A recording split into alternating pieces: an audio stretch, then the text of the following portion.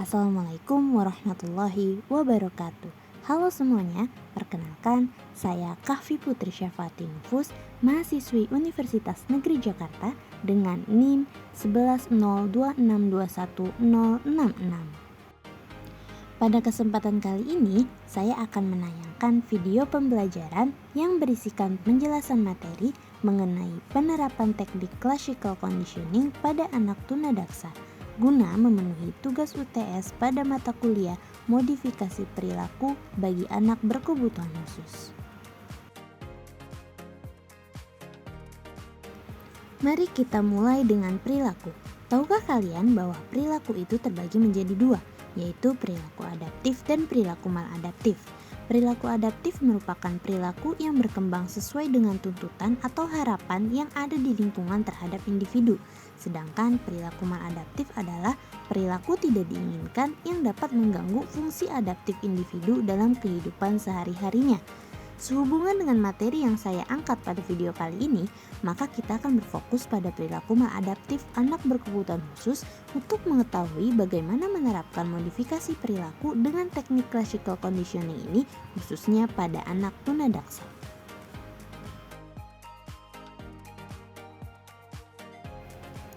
Karena anak berkebutuhan khusus cenderung memiliki perilaku maladaptif, maka mereka sangat membutuhkan bantuan orang terdekatnya untuk bisa mengurangi perilaku maladaptif tersebut dengan memodifikasi perilaku mereka. Modifikasi perilaku merupakan penerapan berbagai prinsip belajar yang telah teruji secara eksperimental untuk mengubah, melemahkan, ataupun menghilangkan perilaku maladaptif dan memunculkan perilaku adaptif. Kemudian, apa ya manfaat dari modifikasi perilaku itu sendiri? Yang pertama yaitu ada mengurangi perilaku negatif, meningkatkan kualitas hidup, membangun kebiasaan positif, mengelola stres, meningkatkan interaksi sosial, meningkatkan kemandirian, dan yang terakhir ada memperkuat kepercayaan diri. Adapun salah satu teori belajar dalam modifikasi perilaku adalah classical conditioning. Classical conditioning merupakan teori behavioristik gagasan Ivan Pavlov yang dikembangkan dengan melakukan observasi terhadap perilaku belajar yang tampak. Classical conditioning secara sederhana merupakan suatu bentuk belajar dengan kesanggupan untuk merespon terhadap stimulus yang dapat dipindahkan pada stimulus lainnya.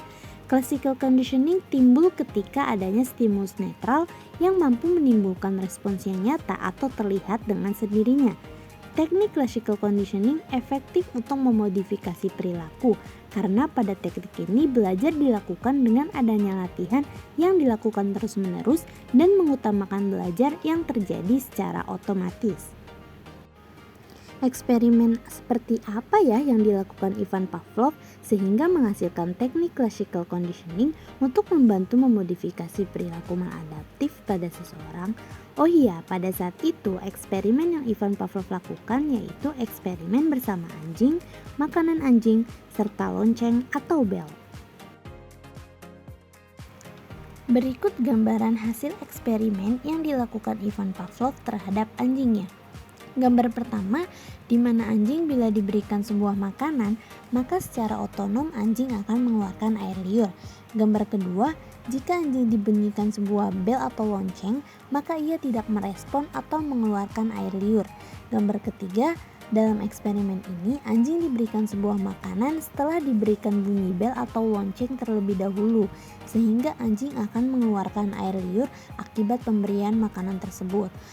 Gambar keempat, setelah perlakuan ini dilakukan secara berulang-ulang, maka ketika anjing mendengar bunyi lonceng atau bel tanpa diberikan makanan, secara otonom anjing akan memberikan respon berupa keluarnya air liur dari mulutnya. Sekarang kita memasuki materi mengenai tunadaksa. Tunadaksa yaitu seseorang yang mengalami kesulitan mengoptimalkan fungsi anggota tubuh sebagai akibat dari luka, penyakit, pertumbuhan yang salah perlakuan, dan akibatnya kemampuan untuk melakukan gerakan-gerakan tubuh tertentu mengalami penurunan sehingga membutuhkan layanan khusus.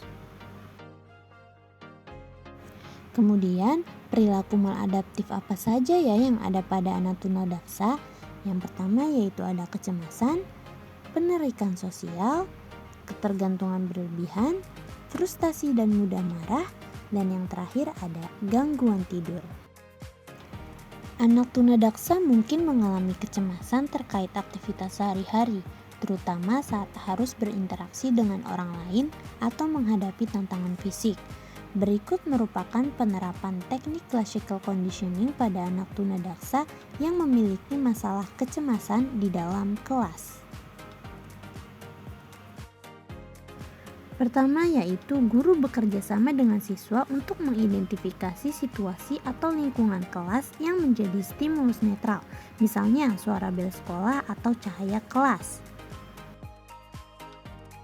Kemudian tentukan stimulus yang secara alami memberikan respons menenangkan pada siswa, seperti aromaterapi, musik lembut, atau gambar yang menenangkan.